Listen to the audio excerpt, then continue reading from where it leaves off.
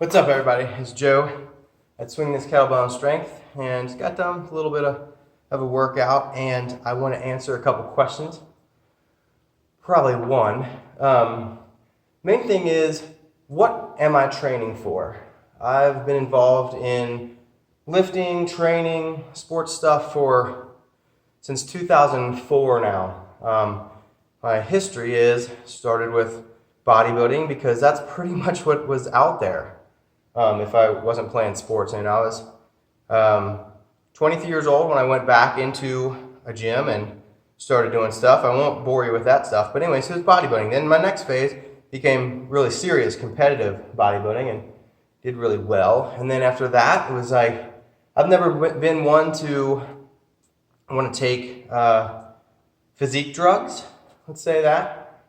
So when I got to the junior national levels, I switched into trying to fix my shoulders, make them feel better, and I got into kettlebells.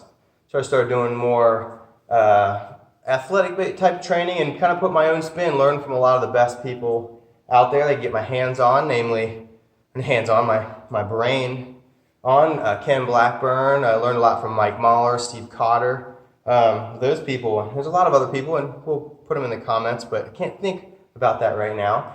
So I got into kettlebell training, and then I opened up a studio, and once I had learned from some of the best, I felt like I could pass that information on, and history right there. So then I got into kettlebell, strong sport. I always loved lifting heavy stuff, so kettlebells to me seemed like a lot of endurance, and I wanted to lift heavier, so there was strong sport. I did clean and jerk for 2 minutes on each side, as many reps you could, heavy weights. Valery Fedorenko had that. That was awesome. Learned from him. Then moved on into gear voice sport, which is kettlebell sport, up to 10 minutes. And now there's various stuff, there's marathons and whatever, but I still get into kettlebell sport a lot, like training for. But anyway, my point is, what am I training for? Things change. I've always used this area or my environment, my gym environment, to train for something outside of this space. Whether that's functional movement, looks, losing 10 pounds, gaining 10 pounds for what I wanted to do outside of the space. That's what I use the space for. So I've always been into mountain biking, and you see a lot of videos lately have been on mountain biking and trail riding and cycling, because that's what I want to help people with, the tools that we use here. I think it's wonderful for that. A lot of people say, well, why don't you still lift heavy? I do lift heavy. But I lift light, and I lift all sorts of stuff.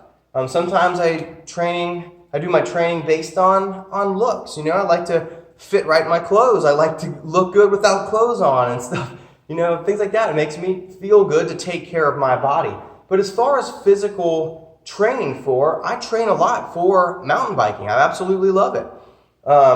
You have to have a lot of endurance, strength, quick reactions, and I think kettlebells and all those bands and all the Bulgarian bags and fat bells and all that shit that we use down here at Swing This, maces and clubs and all that, it's wonderful for that. I'm not trying to be the best at exercising, which I've heard and laughed at a lot of times from Sonny and,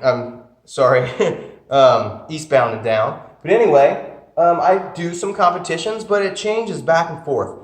Sometimes you get injured. Now, I have only been injured one time in a gym. One time when I was very, very young. Didn't know much, tried too much. Here's the thing. I want people to train. You should not you can do whatever you want, but I don't want to ever be injured in a gym lifting weights or doing stuff. Now, if I get injured out there on a mountain bike or something like that, that's fine. But if I'm not going to be getting injured because I'm trying to shoot for a 600-pound deadlift, it means nothing to me. I already got to a goal that I'm comfortable with. I don't go chasing personal records all the time. I'd rather do that on a mountain bike. Sometimes I lift very heavy. Sometimes I lift very light. It all just depends on how I'm feeling. Sometimes I have to stay up painting until midnight getting a business open or my house. Now, you got to think about how that affects your training program. Are you going to be able to stay with what you wrote down, what you planned out, what your coach planned out? To me, I want to be more mindful about how I feel. And really, the workout that I just had, I think I could beat old bodybuilding Joe if I was as lean as old bodybuilding Joe was. The thing is, it's not all about how much weight you're doing all the time. A friend say, why aren't you doing Turkish get-ups with super heavy weight? I'm like, well, I am doing kettlebells or Turkish get-ups with pretty heavy weight. It might be 75% of what my max ever was, but I also didn't have an injured shoulder from having a mountain bike wreck. So I'm coming back, and my goal is to come back stronger on certain things. And I'm not just basing that on how much weight that I can lift. I'm not doing a Turkish get-up against my friend Levi, the dude's get-up master. Using them for our goals is what we should be doing. We shouldn't be focused on chasing other people all the time, or you trying to do things that better than me, or me trying to do things better than you all the time. We should try to do them in a way that we can benefit, right, from using the tools and the exercises for our day-to-day thing. Like I said, I'm not trying to be the best person in a gym. I want to be good so I can show people how to do things correctly and keep them from getting injured, and hope that they get their personal records in their goals and achievements they're looking to do. But so that's why I have phases. Sometimes I do all-out kettlebell training for a kettlebell competition I want to do.